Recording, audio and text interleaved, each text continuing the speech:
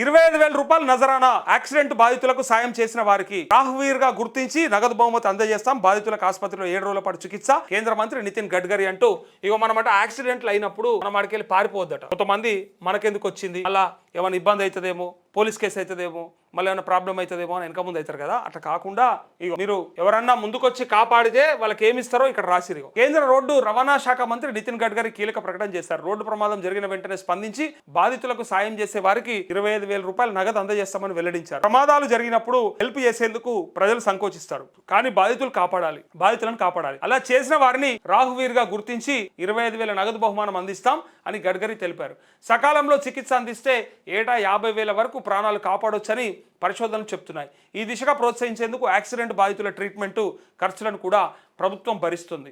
Accident జరిగిన తర్వాత ఏ ఆసుపత్రిలో బాధితులు అడ్మిట్ అయినా సరే, ఎక్కడైనా సరే ఆ హాస్పిటల్కు 7 రోజుల ట్రీట్మెంట్ ఖర్చు కోసం 1.5 లక్షలు ఆసుపత్రికి ప్రభుత్వం అందిస్తుంది. ప్రజల ప్రాణాలు కాపాడేందుకే ఈ మొత్తాన్ని అందిస్తున్నామని తెలిపారు. అయితే రోడ్డు ప్రమాదాలు తరచూ జరిగే ప్రాంతాలను గుర్తించేందుకు కలెక్టర్ల నేతృత్వంలో కమిటీ వేశామని, ఈ కమిటీ ప్రతి 2 నెలలకోసారి కలుస్తుందని వివరించారు. ఇక్కడ చూడండి, మనము యాక్సిడెంట్ అయిన ప్రాంతంలో కొన్నిసార్లు వెళ్ళిపోతుంటాం. మన అర్జెంట్ ఉండి ఒకటి, మనకు అవసరం ఉండి ఒకటి, లేదా ఎందుకులే మనకు వచ్చింది మళ్ళీ ఏమైనా అయితే మళ్ళీ ఎట్లా అని ఇట్లా కొంత కూడా వెనక ముందు అయ్యేటోళ్ళు కొంతమంది. అయితే ఇక్కడ విషయం ఏంటిదంటే, సరే భయంకో భక్తికో లేదా సేవా మార్గానికో కొంతమంది భయపడో దూరం ఉండే అవకాశం ఉంటుంది, లేదా పనిచేసే పరిస్థితి ఉంటుంది. చాలా మట్టుకైతే ఏదన్నా ఇష్యూస్ అయితే ఏమైనా కేసులు అయితే ఏమో, మళ్ళా ఎవరు తీసుకొచ్చిర్రు ఏమైంది ఇవన్నీ, లేదా అవతలోడు ఉరికొచ్చి నువ్వేమైనా చేసినావని కొట్టగిల్లా అని ఇట్లా భయంలో కూడా ఉంటారు కొంతమంది. అన్న కింద పడిపోయిన వాళ్ళు హెల్ప్ చేయబోతే వాళ్ళు ఆవేశంలో అవతలోడు వీడు ఎవడు పడేసిండు ఏందో తెలియకుండా సాయం చేసిన వచ్చి కొట్టినా కొడతారు కదా.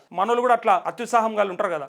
ఆ ఉద్దేశంతో కొంతమంది పట్టించుకోకుండా వెళ్ళిపోతారు, చూసుకుంటూ కూడా వెళ్ళిపోతారు. సో అట్లాంటి పరిస్థితులలో వెళ్ళిపోకుండా ఉండడానికి ఇగో 25,000 రూపాయలు పైగా వాళ్ళకి ఈ పేరు కూడా ఇగో రాహువీర్ అట, దాని పేరు రాహువీర్ గా గుర్తించి బహుమానం ఇస్తారు. 25,000 రూపాయలు ఇప్పటి నుంచి ఇంకా ఎవ్వరు కూడా టెన్షన్ పడాల్సిన పని లేదు, నిలబడి హెల్ప్ చేయొచ్చు. అందుకే ప్రజలు సంకోచించొద్దు, ఎట్టి పరిస్థితుల్లో బాధితులను కాపాడండి అని చెప్పి 25,000 ఇస్తారట. మరి దాని విధి విధానాలు ఏందో, మరి ఎవరు గుర్తిస్తాడో, మరి నేనే కాపాడినని సెల్ఫీలు పెట్టానో, లేదా వీడియో తీసి పెట్టాలనో, లేకపోతే సోషల్ మీడియాలో పెట్టానో, లేదంటే ఎంఆర్ఓ దగ్గర అటెస్టేషన్ చేయించుకోనో ఏందో తెలియదు.